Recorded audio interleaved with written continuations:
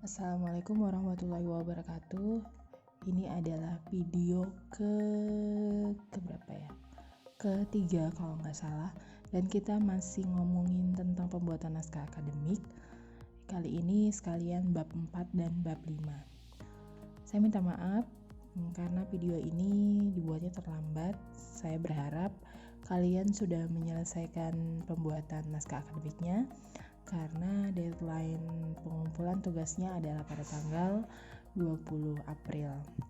Oke, kita bahas bab 4 sekarang ya. Bab 4 itu mengenai landasan filosofis, sosiologis, dan yuridis. Sedangkan bab 5 tentang jangkauan, arah, pengaturan, dan ruang lingkup materi muatan undang-undang yang baru yang mau kalian susun ya. Oke, kalau bab 4 tentang landasan filosofis, sosiologis, dan yuridis, saya kira kalian di semester ini sudah sangat familiar tentang apa sih itu landasan filosofis, sosiologis, dan yuridis. Sehingga saya akan menjelaskan brief saja, tidak terlalu mendalam karena saya suka banget membuat video yang pendek-pendek ya. Jadi kita bikin ini brief saja, dan saya yakin kalian udah familiar dengan ini. Kita buka dulu di pedoman penyusunan naskah akademiknya. Landasan filosofis itu berhubungan dengan pandangan hidup, kesadaran, cita hukum yang meliputi suasana kebatinan serta falsafah bangsa Indonesia yang bersumber dari Pancasila dan pembukaan Undang-Undang Dasar 1945. Jadi kalau saya boleh singkat, landasan filosofis itu adalah cita hukum dan tujuan bangsa ya, yang mana termuat dalam pembukaan Undang-Undang Dasar dan Pancasila. Di sini ada contohnya, RUU tentang tanggung jawab sosial perusahaan. Landasan filosofisnya diambil dari tujuan bangsa yang termuat dalam pembukaan Undang-Undang Dasar 1945, yaitu membentuk suatu pemerintahan negara Indonesia yang melindungi segenap bangsa Indonesia dan seluruh tumpah darah Indonesia. Selanjutnya dia mengaitkan dengan pasal 33 ayat 3 Undang-Undang Dasar 1945.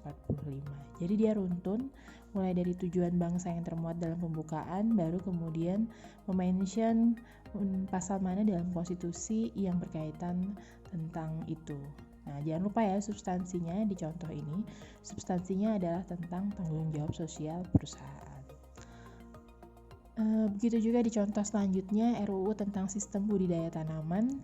Dia masih memberikan contoh tujuan pembangunan, tujuan negara dalam pembukaan Undang-Undang Dasar Negara 1945, yaitu membentuk suatu pemerintahan pusat negara Indonesia yang melindungi segenap bangsa Indonesia dan lain-lain. Kemudian selanjutnya dia mention pasal di dalam konstitusi yang berkaitan dengan hal tersebut. Sekarang jadi gitu ya intinya ya. Landasan filosofis itu berkaitan dengan cita hukum, tujuan bangsa yang termuat dalam Pancasila dan Undang-Undang Dasar 1945. Sekarang kita lihat contoh di naskah akademik Undang-Undang Nomor 12 2011, halaman 88.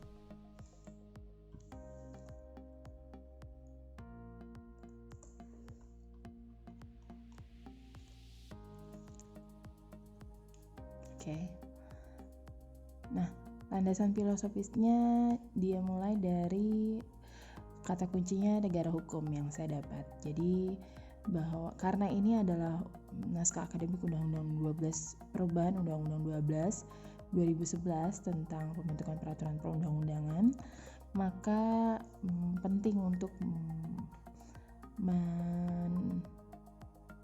meng-highlight tentang negara hukum dulu di awalnya, kemudian dihubungkan dengan pasal 1 ayat 2 Undang-Undang Dasar Negara Republik Indonesia, yaitu kedaulatan berada di tangan rakyat dan dilaksanakan menurut Undang-Undang Dasar 1945.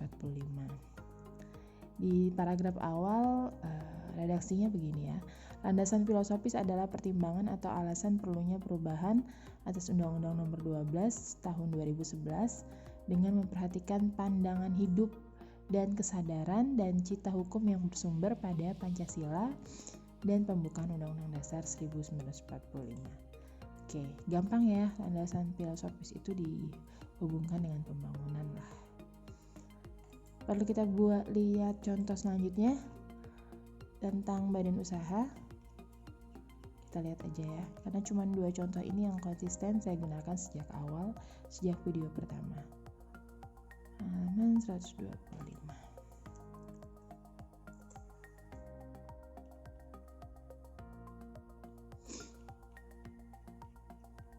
Oke, ini dia. Dia mulai dari pembangunan nasional. Jadi menurut pembuat naskah akademik ini, naskah akademik rancangan undang-undang badan usaha itu penting untuk mencapai tujuan pembangunan nasional. Jadi pembangunan nasional itu di-highlight di awal. Selanjutnya adalah pasal yang berhubungan dengan isi. Pasal yang berhubungan dengan pembangunan nasional itu yang dimaksud di dalam undang-undang ini di konstitusi kita. Gampang ya? Saya kira gampang. Kalau landasan sosiologis itu kata kuncinya adalah fakta empiris. Mana ya? Nah ini. Kalau landasan sosiologis itu kata kuncinya adalah fakta empiris. Dia adalah fakta-fakta empiris mengenai kebutuhan masyarakat akan substansi itu untuk segera diatur dalam bentuk undang-undang. Ya. Kalau landasan sosiologis di contoh undang-undang akademik, naskah akademik Undang-Undang 12 2011 adalah pembenahan materi perundang-undangan merupakan salah satu upaya melakukan penyempurnaan pembentukan suatu peraturan perundang-undangan ya. Ini urgensi karena pembentukan peraturan perundang-undangan yang tidak diatur runtun, tidak diatur secara sistematis, masih ada kerancuan di dalamnya, itu akan membuat peraturan perundang-undangan yang dihasilkan itu menjadi produk yang rancu. Padahal hukum adalah panglima tertinggi dalam negara ini gitu. Jadi penting sekali. Ada hubungannya dengan kebutuhan masyarakat ya. Tidak perlu kita lihat contoh selanjutnya saya kira. Selanjutnya adalah landasan yuridis. Landasan yuridis tentu saja adalah alasan-alasan hukum. Kenapa kita perlu mengatur substansi itu atau kita perlu memperbarui undang-undang itu. Contohnya di naskah akademik 12 2011, landasan yuridisnya itu yang dijadikan alasan utama adalah putusan Mahkamah Konstitusi tentang pengujian Undang-Undang 12 2011 ya. Jadi putusan MK, kalian perlu ngecek apakah ada putusan MK yang membuat yang berhubungan dengan substansi yang sedang kalian bicarakan, yang sedang kalian kerjakan, yang sedang kalian bahas. Maka putusan Mahkamah Konstitusi itu wajib dicantumkan dalam landasan yuridis kalian ya. Oke. Landasan yuridis bisa berupa putusan Mahkamah Konstitusi, bisa juga karena peraturan itu tidak sinkron dengan peraturan lainnya, atau ada peraturan yang tumpang tindih sesama undang-undang gitu ya. Tidak satu cita hukum, sehingga itu bisa menjadikan alasan dalam landasan yuridis kalian perlu memperbarui substansi tersebut atau undang-undang tersebut. Oke, sekarang kita ke bab selanjutnya yaitu bab 5. Tentang sasaran yang akan diwujudkan, arah jangkauan pengaturan, ruang lingkup, dan materi muatan. Saya mohon maaf ya, saya agak pilek.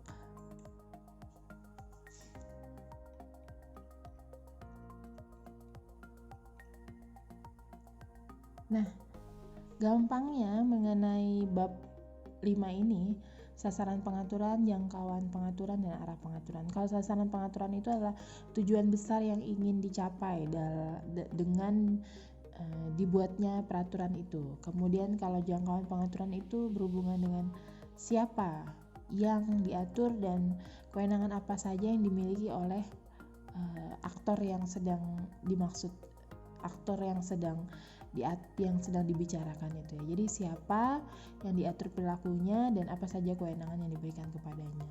Kemudian arah pengaturan itu berhubungan dengan politik hukum dan strategi pengaturan untuk mencapai sasaran tujuan. Politik hukumnya ya. Contohnya adalah politik hukumnya. Kita lihat contohnya. Sasaran yang ingin dicapai.